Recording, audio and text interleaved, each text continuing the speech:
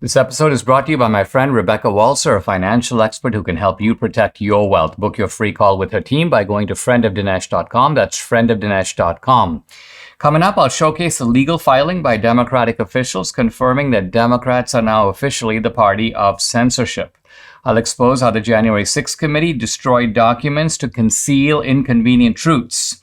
I'll reflect on how fact-checkers lie and specifically how the Washington Post routinely updates its stories to cover up its falsehoods. And I'll complete my discussion of Hayek's essay on tyranny and powerlessness. Hey, if you're listening on Apple, Google, or Spotify, please subscribe to my channel. Same if you're watching on Rumble. Also on Rumble, there's a little red button at the top. It says join. If you click on that, it'll let you check out and explore my locals channel. This is the Dinesh D'Souza Show.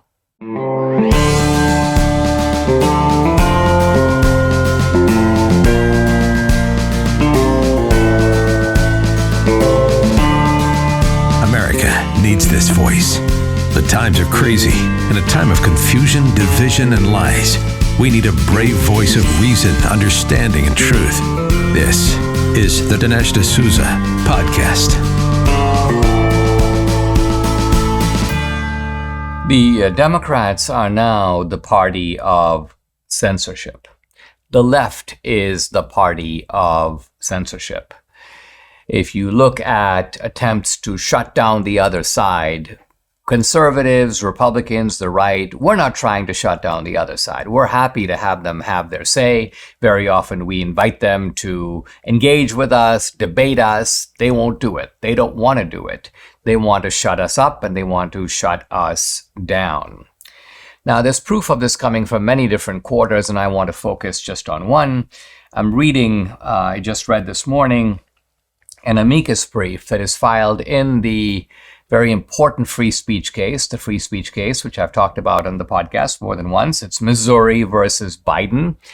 And we're talking about now an injunction issued by a judge that is under appeal, an injunction that tells the Biden administration you cannot collaborate with social media platforms to censor people, deplatform them, restrict them, ban them, shadow ban them, and so on. And interestingly, this amicus brief, which is signed by a whole bunch of attorneys general, really all Democrats, attorneys general for New York, and Arizona, California, Colorado, Connecticut. Notice that we're talking about blue state upon blue state. Delaware, Hawaii, Illinois, Maine, Massachusetts, Michigan, Minnesota, Nevada, New Jersey, New Mexico, Oregon, Pennsylvania, Rhode Island, Vermont, Wisconsin, and DC. So all these liberal states, all these blue states have come together and filed a brief with the court. And they're defending censorship. They're defending the collaboration of the Biden regime, of the federal government, with these digital platforms. So it's really intriguing to think about what is their argument. Why do they think censorship is a good idea? Why do they think that the First Amendment doesn't require the government not to tell social media platforms, here's a list of people you need to ban. Here's a list of people who are violating the guidelines. Here's a list of people that you can kick off. Why do they think the government can do this? Well, as it turns out, the brief is duplicitous from start to finish. We just read the first line. Since the advent of social media, government and private companies have often shared information. Now, you'll notice the presence of multiple euphemisms. Shared information and engaged in dialogue about the dangers that the spread of harmful content on social media platforms may pose to public health and safety. So first of all, they act like this is all about public health and safety, even though lots of banning has nothing to do with that. Lots of banning has to do with abortion or has to do with the trans issue. Where's the public health and safety concerns? Election fraud. Where's public health and safety involved in that? So you have to interpret safety in its broad. Well, people need to be safe from election fraud. Well, people need to be safe to be able to have an abortion. So this is Orwellian speak creeping into the sort of back doors of this amicus brief. By and large, the brief goes on to argue that the government's involvement with these social media platforms is purely recommendatory and non-coercive. So now they're acting like, well, the government's not really pressuring these social media platforms to do it. They're just recommending. The government's just saying you might want to take a look at this. But it's non-coercive. It's ultimately the social media platform's decision. Now, this would have a little more credibility if the social media platforms weren't dependent on the government. If leading figures in government hadn't threatened to take away Section 230, impose more regulations on social media platforms, restrict them in all kinds of ways, in some cases fine them. So none of this is even mentioned in the brief. And then the brief goes on to say, the federal government, like the states, has an essential role to play in contributing to the marketplace of ideas. Think of how deceitful that is. Of course, the federal government can say whatever it wants. We're not talking about contributing to the marketplace of ideas. We're talking about actively working with the platforms to shut other people from participating in the same marketplace of ideas. So yeah, the federal government can put out all the leaflets and all the brochures, and it does hundreds of millions of pages of garbage. They can keep doing it. The point is they can't shut other people from stating their opinion, and this is actually what they want to do. And then in the amicus brief, it gives a couple of examples, and the examples are thoroughly misleading. The one has to do with violent images from the Buffalo mass shooting. The other has to do with protecting children and the mental health of children from bullying. Again, think about it. What does this have to do with the vast majority of censorship that's going on? Is it really about publishing highly violent content that shows all this imagery that could be disturbing or even in some ways advocate violence? We're not talking about that. We're talking about people who are trying to discuss the Dobbs decision. We're talking about people who are skeptical about climate change. We're talking about people who want to get to the bottom of the origins of COVID. We're talking about people who think that biological men are males and biological women are females, and there's no way to alter that. You can create a pretense of it. So these are discussions happening all over our society, and the government wants to shut one side down. It wants to shut its political opponents down. It wants to shut down dissenting points of view. So the Democrats here are full of lies. We already know that. But the point is they're exposing themselves as the organized party of censorship, the organized party of shutting down rival points of view, the party that really opposes in its heart the First Amendment. We are in the most vulnerable times in U.S. history with our markets and economy, and that calls for an expert financial advisor for your investments. Yet, most Americans are with your conventional ride out the dips in the market advisors that have been recycling the same advice since the 1980s. That advice will fail you today. Now, luckily, my friend Rebecca Walser is different. You've seen her on the podcast. She's got a very canny grasp both of the global economy and the U.S. economy. She's a tax attorney, a wealth strategist. She has a global MBA from the London School of Economics. Rebecca's seen what's coming and protected her clients back at the end of 2021, and she can do the same for you now. Debbie and I did a call with Rebecca's team to talk about our investments. So join us. Go to friendofdinesh.com to book a call with Rebecca Walser's team today. That's friendofdinesh.com to secure your investments and your future. Something quite interesting and incriminating has just come to light. It appears that the January 6th committee has been deleting or destroying its own documents and records. We suspected, I did, I think you did also, that this January 6th committee was a sham. It was a propaganda operation led by, well, Nancy Pelosi was its guiding spirit, but Benny Thompson, Liz Cheney, they were putting out a one-sided view of what happened with selected images, carefully crafted interviews, suppressing information that was inconvenient to their side. And all of this is now coming to light. Representative Barry Loudermilk of Georgia wrote to the January 6th committee, and he said, send us the documents that you have so we can review them as part of our routine congressional oversight. And it turns out the January 6th committee is not supplying all these documents. When Representative Loudermilk pressed Benny Thompson, he goes, well, he says, in effect, I'm not obliged to give them all to you. I don't have to give you all the documents. Here, we've given you a bunch of stuff, and that's kind of all we're going to give you, even though the law requires, A, the January 6th committee to preserve the documents, and B, to turn them over when they are requested or demanded by a legitimate investigation. Now, Congressman Loudermilk goes on to say, we looked at the documents that they gave us, and none of it really was even organized. Quote, nothing was indexed. There was no table of contents. Usually when you conduct a level of investigation, you use a database system. Everything is digitized, indexed. We've got nothing like that. We just got raw data. And I realized, quote, we don't have anything much at all from the blue team. Now, what's the blue team? Well, the blue team was a special team convened by the January 6th committee to look at security failures that might have contributed to what happened on January 6th. Think about it. There was a lot of intelligence that federal agencies had, that lots of people are coming to town. There have been some threats. There are people threatening to go into the Capitol. So, hey, we need to protect against that. But those measures were not taken. In fact, the Capitol Police weren't even properly notified about what these threats were. At least that according to Mr. Sund, the head of the Capitol Police, in a recent book. So the blue team was going to look at all this. And yet, the records of the blue team appeared to have been erased. Because, according to Loudermilk, the January 6th committee didn't want to hear from the blue team. They shut up the blue team. At one point, I think Liz Cheney was the one who had been accused of saying, we want to make this all about Trump. We don't want to make this about security failures. We don't need to get into all of that. So this is the way in which a propaganda operation suppresses truth, by saying, let's only look over here, because if we look over here, it'll bring out facts inconvenient to the narrative that we're trying to put out over here.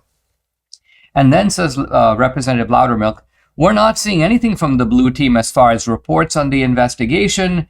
What we also realized we didn't have was videos of all the depositions. So the blue team took a bunch of depositions from security officials, and those depositions have not been turned over to the House GOP. And so, what is now becoming really clear is that the J6 committee was working closely with the Biden administration to craft a narrative. At one point, the House GOP found a letter that was sent by Benny Thompson to a guy named Richard Sauber. Richard Sauber is the attorney for Joe Biden. He's the attorney also for DHS. And the letter referred to, quote, an agreement, some sort of an agreement that was made between the January 6th committee and the Biden administration. So think about it. The January 6th committee, supposed to be this independent congressional committee, supposed to be bipartisan, looking at what really happened. They're making backdoor agreements with the Biden regime about, listen, we're going to send you some information for you to review. You're going to tell us. So they're collaborating on the public narrative that the January 6th committee is putting out. Again, this is all exposing this as a highly ideological, partisan, and propagandistic operation. And once again, these documents, the communications between Benny Thompson, between the January 6th committee, between Liz Cheney and her gang, and the people in the Biden administration, where are those communications? Representative Loudermilk is like, we don't have them. So this is nothing more than, you talk about obstruction of an investigation, refusing to turn over documents. Now, all of this is facilitated by the media, because you're hearing it from me. Have you seen a bunch of articles about this? Have you heard it being talked about, even on Fox News? Have you heard it been talked about anywhere? Is there an outrage about it? Are the networks covering it on the daily news? Not at all. So what the media does here, a very important part of our media is to suppress things, not just to expose things. They like to expose certain things, but just as important as what they cover and the biased way in which they cover things is the very careful way in which things are screened out. So I guess what I'm saying is that the very erasure of facts by the January 6th committee is mirrored by an equivalent erasure by the mainstream media. Hey, if aches and pains are your problem, Relief Factor is your remedy. Debbie and I started taking Relief Factor a couple of years ago. The difference we've seen in our joints, nothing short of amazing. Aches and pains are totally gone thanks to this 100% drug-free solution called Relief Factor. How does it work? Relief Factor supports your body's fight against inflammation. That's the source of aches and pains. The vast majority of people who try Relief Factor become regular customers. They order more because it works for them. Debbie's a true believer. She can now do exercises, planks, push-ups, and so on that for several years she wasn't able to do. So Relief Factor has been a big game changer for her, her aunt, other members of our family, Mike here in the studio, and for many other people. You too can benefit. Try it for yourself. Order the 3-week quick start for the discounted price of just $19.95. Go to relieffactor.com or call 800-4-RELIEF to find out more about this offer. The number again, 800-4-RELIEF, or go to relieffactor.com. Feel the difference. I want to talk about fact checkers and fact checking, and I'll begin to do that by focusing on the Washington Post and its fact checking. The fact checker I have in mind is Glenn Kessler, who's the chief fact checker for the Washington Post. And in fact, he's the guy who doles out the so-called Pinocchios. But you can get one Pinocchio. I think it goes up to 4 Pinocchios.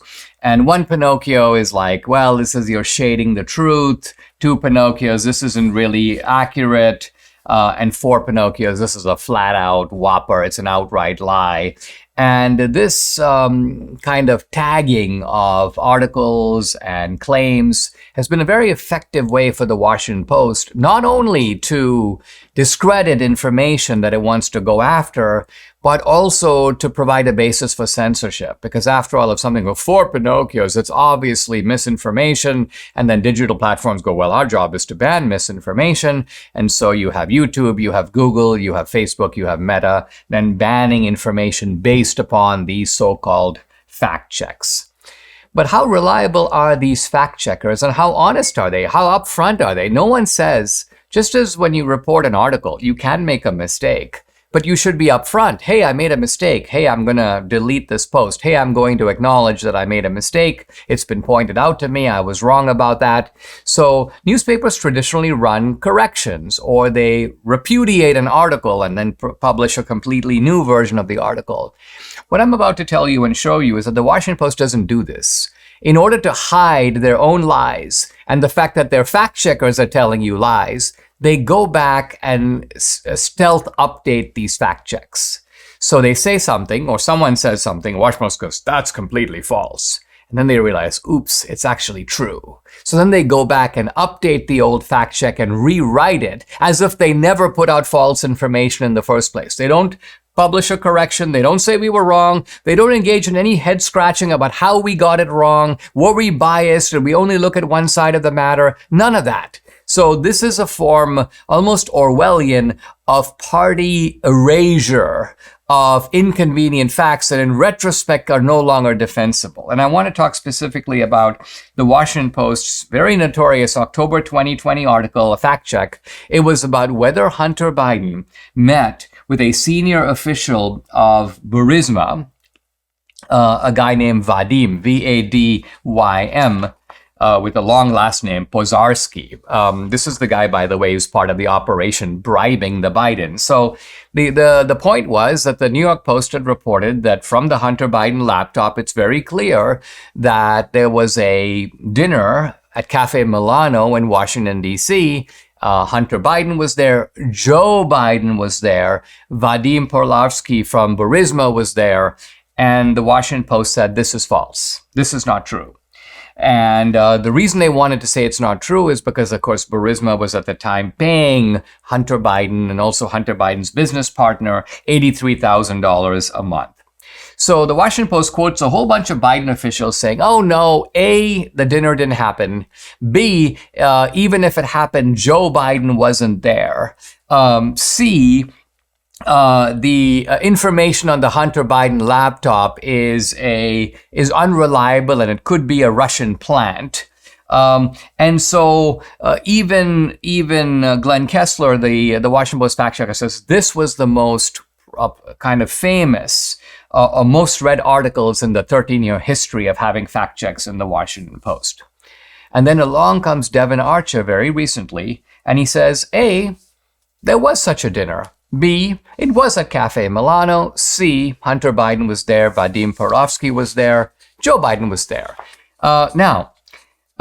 Before Devin Archer's bombshell testimony, let's remember, Devin Archer is himself partners with Hunter Biden. He was at the dinner, so he knows exactly who was there. But even before this, the Washington Post began to realize that its reporting was problematic. First of all, the Hunter Biden laptop was validated. The FBI decided, yes, this is valid. Hunter Biden ultimately, kind of in his own backwards kind of way, admitted it was his laptop. There was all kinds of corroborating information about the laptop. So the Washington Post went back and did a stealth edit. And quote, update on its fact check. And what did they say? Now they said that, yeah, the Hunter Biden laptop is in fact accurate. And it was, Joe Biden did in fact come to the dinner, but the idea was that the dinner wasn't really on his schedule and he didn't really stay. He just kind of popped in, hello, and then he took off. And so the quote, there was less to the story than one might imagine. And now, after the Devin Archer disclosure, the Washington Post has gone back and done another update because Devin Archer said, no, Joe Biden didn't say hello and leave. He sat down and took part in the whole dinner. He was there the whole time. And so the Washington Post now has gone and, in a sense, updated its own reporting. And all told, the Post has now run 6 corrections of the original post. So think about it. This is supposedly a fact check, but the fact check, it turns out, was a lie. It was based on bad reporting. And the point I want to make is that while the Post has secretly, quote, corrected this, they've never admitted error. They haven't they should be giving themselves 4 Pinocchios. But of course, they'll never do that, because if they do that, the fact-checking process itself gets called into question. And that's what I want to talk about in my next segment. Debbie and I are on a really good health journey, but we still struggle to eat enough fruits, veggies, and fiber. Now, lucky for us, we discovered Balance of Nature, and there's no better way to get all your fruits and veggies plus fiber than with Balance of Nature. This is Balance of Nature's fruits and veggies in a capsule, so easy, made from fresh whole produce. The produce is powdered after an advanced vacuum cold process, which stabilizes the maximum nutrient content. And here's Balance of Nature's Fiber and Spice, a proprietary blend of fiber and 12 spices for overall and digestive health. Join Debbie and me. Start your journey to better health right now. Call 800-246-8751 or go to balanceofnature.com. You'll get 35% off on your first preferred order by using discount code America. Again, it's balanceofnature.com or call 800-246-8751. Get 35% off your first preferred order by using discount code America. I spoke in the last segment about the duplicity of Glenn Kessler, the duplicity of the Washington Post, the bogus fact-checking of the dinner at Cafe Milano involving the Bidens, Joe Biden, Hunter Biden, and a senior official at Burisma. I want to broaden the discussion by looking at an article I just read from Phoebe Smith and Michael Schellenberger. It's called Narcissism of the Fact-Checkers. I want to go through a couple of key findings from this article because it shows you the wider scope of this fact-checking problem. It begins with a comment that there is a fact-check on riots in France. And apparently there was a post from a Twitter account, from an X account, and BBC Verify jumped on it. BBC Verify is a fact-checking site. And it says, the video accompanying this quote is from the set of the action film Fast and Furious 8. It's actually not from the French riots at all. So this was like the fact checkers busting a Twitter post and exposing it as false. But then Phoebe Smith and Michael Schellenberger point out, first of all, the fact check is itself a little problematic because it's coming from a parody account, and the account is clearly designated as parody. So parody accounts juxtapose things and post stuff that is parody. Parody by definition is something that is either exaggerated or false, that the humor comes out of that, and presenting it as if it was a real post. So the fact check is actually lying to you as if there's an account that's posting misinformation and not noting or not noticing that it is a parody account. And not only that, but the authors of this article, community notes at Twitter or X had pointed out right there on the article that the video doesn't come from the French riots, but comes from the movie, from the film Fast and Furious 8. Now, one of the justifications put out by the fact-checking community for censorship is that fake news or falsehoods travel, quote, 6 times faster than real news. So in other words, misinformation travels faster on social media than real information. So Phoebe Smith and Michael Schellenberger go, well, where's the evidence of that? Let's look at the proof. Where's the proof? Turns out that the proof is from an MIT study that didn't look at any articles at all, but looked only at tweets. And it looked at a very small number of tweets. It looked at 126,000 tweets that occurred over 21 seconds. Now let's think about it. In the sort of Twitter sphere, there are millions and millions of tweets. And so when you look at 121,000 tweets, and who knows if this was even a random sample of tweets, you're looking at a tiny fraction of the universe of tweets. And so yet the MIT study takes these tweets, looks at their traction, if you will, and then generalizes to the entire internet. And again, they haven't proven that news articles that are false travel faster than articles that are true. All they are talking about is there are guys on Twitter who are putting out tweets that carry false information. Then the article goes on to say that fact checkers frequently spread disinformation and they demand censorship based on that disinformation. And we get several examples. Facebook censored stories claiming COVID-19 might have come from a lab. Anthony Fauci commissions a study that from authors who have expressed doubt about whether the virus was created in a lab, and he sort of arm twists them to put out a study. He gives them grants and gratitude for the study, saying it had a natural origin. So you've got a kind of almost wicked collaboration between the scientific community, at least represented by Fauci, and these digital platforms. PolitiFact has been forced to make an embarrassing series of retractions. They had attacked a doctor who said COVID-19 was a man-made virus created in a lab. They had supposedly debunked him. Then they had to take the debunking back. The BBC was evaluating a claim by the British politician Nigel Farage, who said he had been debanked. He had been kicked out of his banking system by NatWest Bank because of his political views. The BBC says, oh no, we're fact-checking it. That's completely false. Then it turns out it's completely true. And the BBC fact-check had to be pulled back.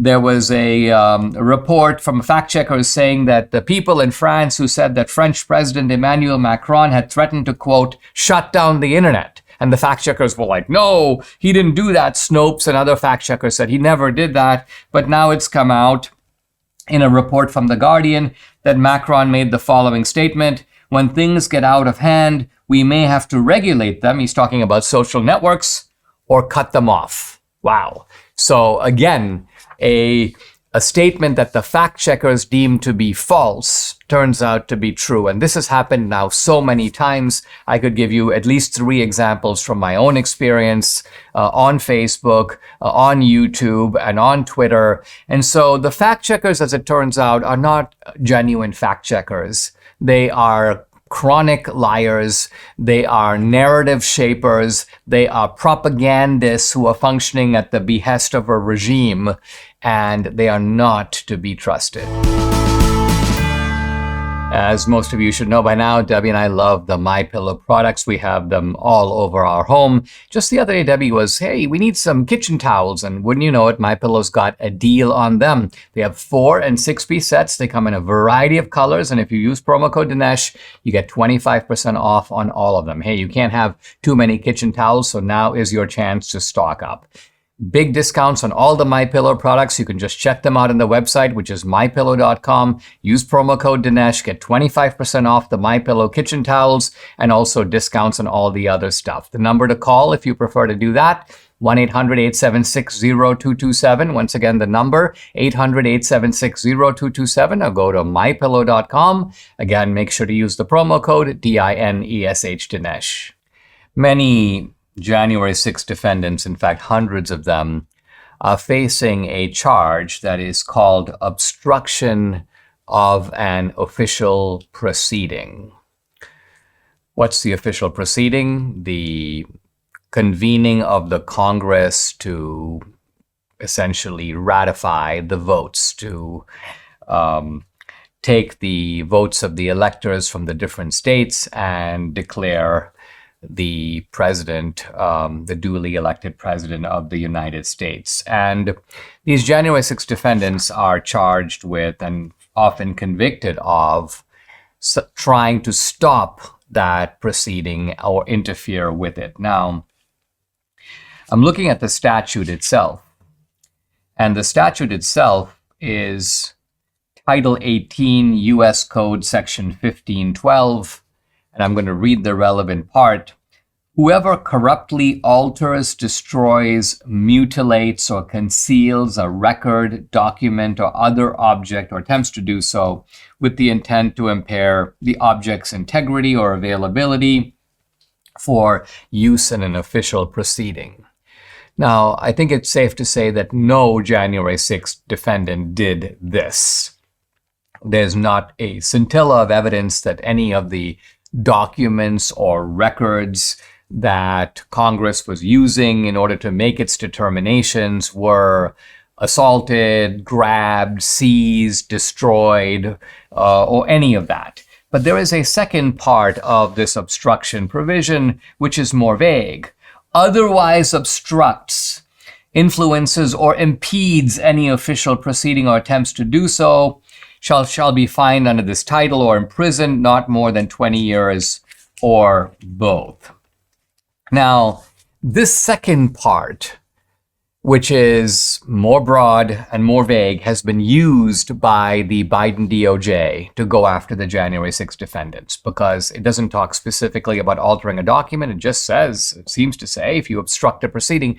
But the question is, did they obstruct the proceeding? Many of them had nothing to do with the proceeding. The proceeding was delayed because of their presence in the building, but nevertheless, was this in fact obstruction? Or is it the case that the Biden DOJ, which otherwise would have minor misdemeanor charges to make, this is a guy who should not have been on the Capitol grounds, this is a guy who should not have been inside the Capitol, these would be misdemeanors, and if it's a first-time offense, would carry light penalties. Are they using this to try to put people away? Not to try, but to put people away, often for long periods of prison time, felony prison time, because of this clause.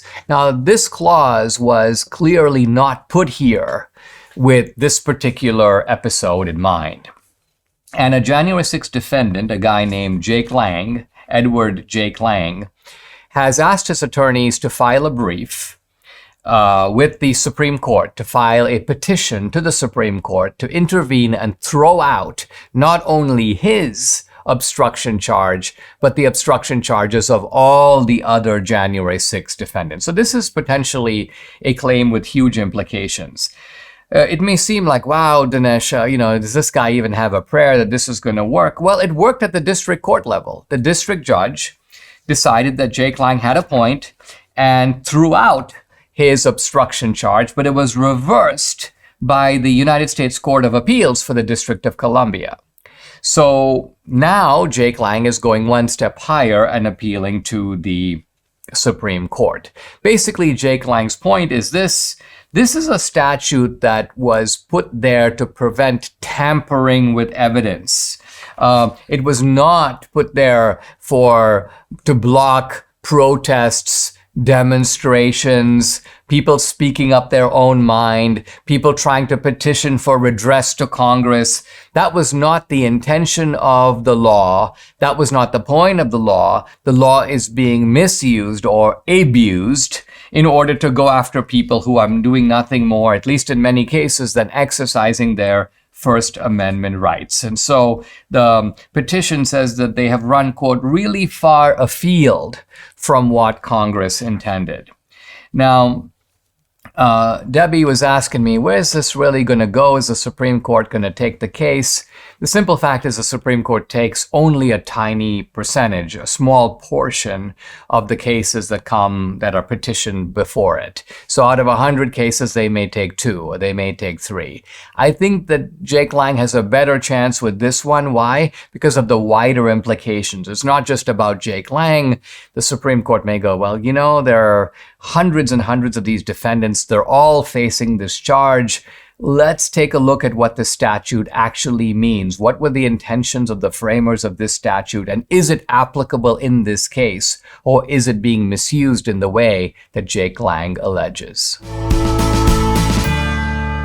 I'd like to invite you to check out my Locals channel. I post a lot of exclusive content there, including content that's censored on other social media platforms. I also put up personal photos and things like that give you a chance to know me and Debbie and our family better. Hey, on Locals, you can interact with me directly. I do a weekly Q&A every Tuesday, 8 p.m. Eastern, and no topic is off limits. I've also uploaded some very cool films to Locals, both documentaries and feature films, my films, and also films by other independent producers.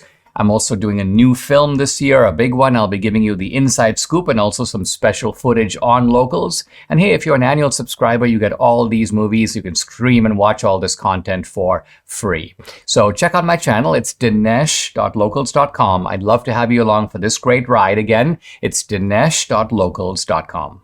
I want to continue and complete my discussion of Hayek's famous essay on power and powerlessness. It's called The Power of the Powerless.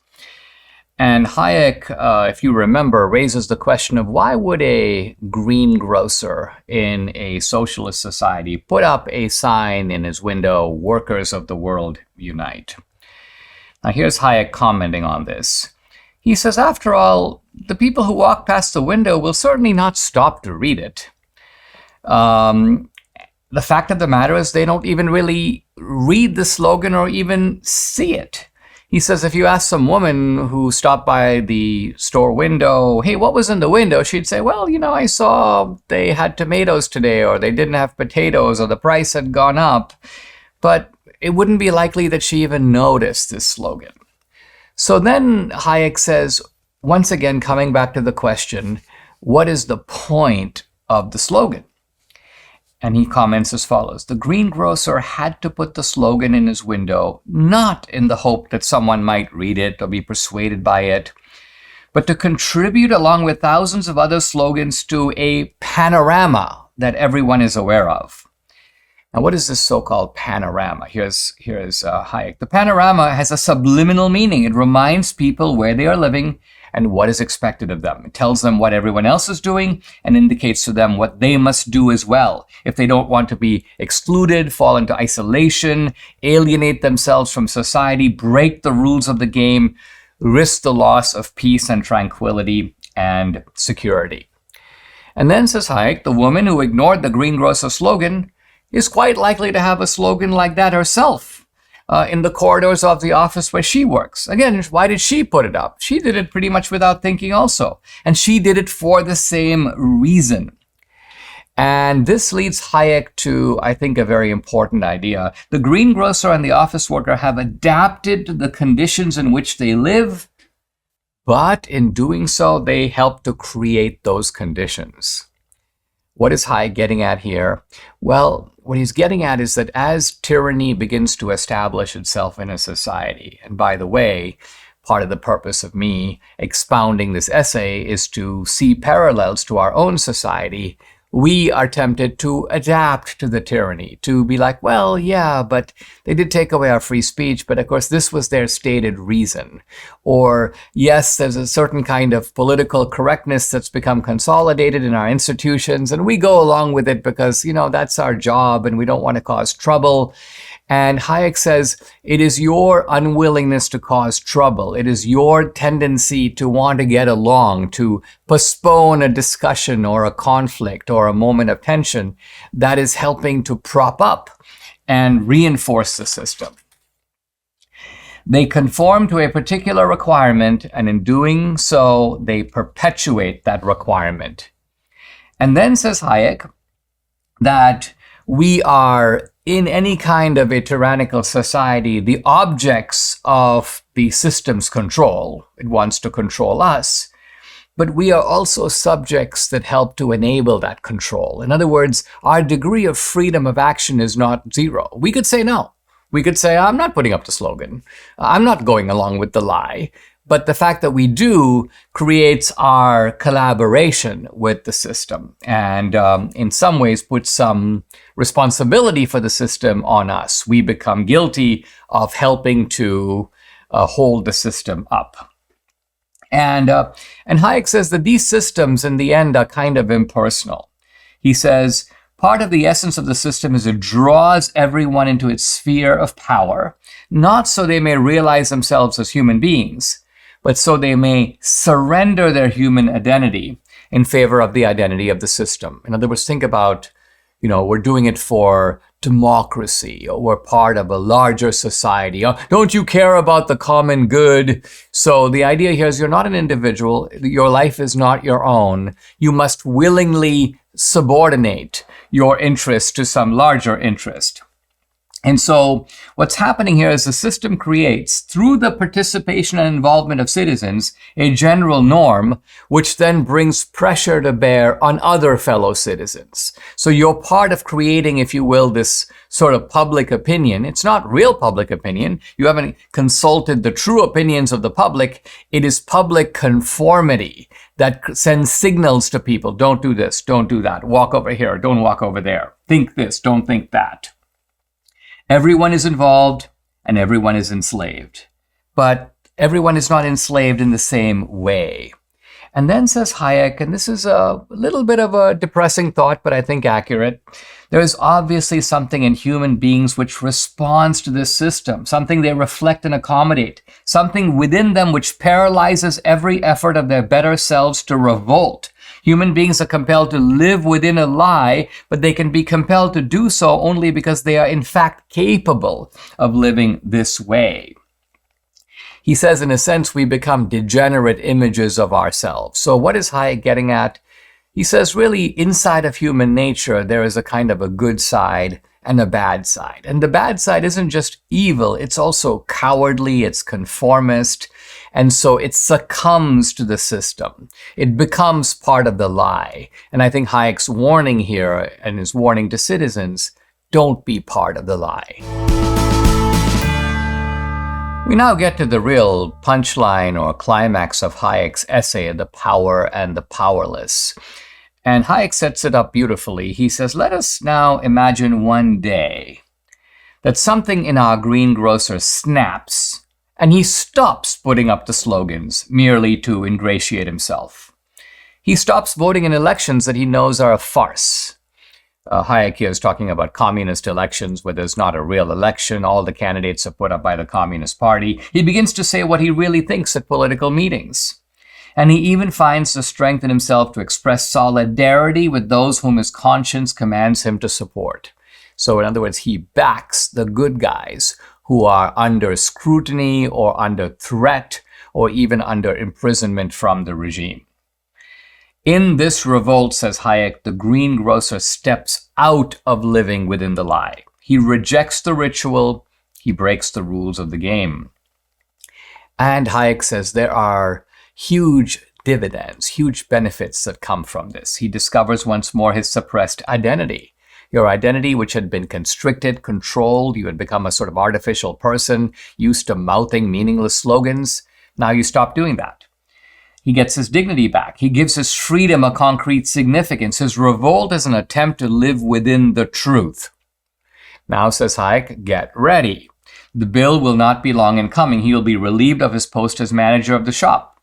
His pay will be reduced. His hopes for a holiday in Bulgaria, think about it, in communist societies like the old Czechoslovakia, Bulgaria was like the place to go, will evaporate. His children's access to higher education will be threatened or denied. His superiors will harass him. His fellow workers will wonder about him. What happened to that guy? Most of those who apply the sanctions, however, will not do so from any inner conviction, but simply under pressure from conditions. Think about FBI agents who raid a house. Do they really believe that the guy in that house is un-American, he's a bad guy? No, they're just under orders, or they've just accepted the routine. This is what we do as FBI. This is how I get my pay. This is how I get my promotion.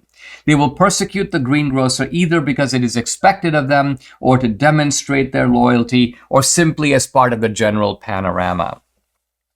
They will spew the greengrocer from its mouth. This is the system. They will punish him for his rebellion. Why? What is the real rebellion? What is this greengrocer? He's one guy. Let's say he doesn't put the sign up. So what? There are many other signs everywhere else. But, says Hayek, by breaking the rules of the game, he has disrupted the game. As such, he has exposed it as a mere game. He has shattered the world of appearances, the fundamental pillar of the system.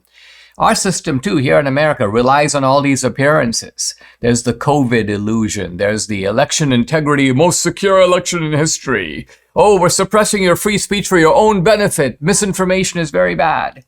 So when you sort of bust out of the system, says Hayek, he has demonstrated that living a lie is living a lie. He has broken through the exalted facade of the system. He's exposed the real base foundations of power. So ultimately, says Hayek, you're exposing that power is not allied with truth.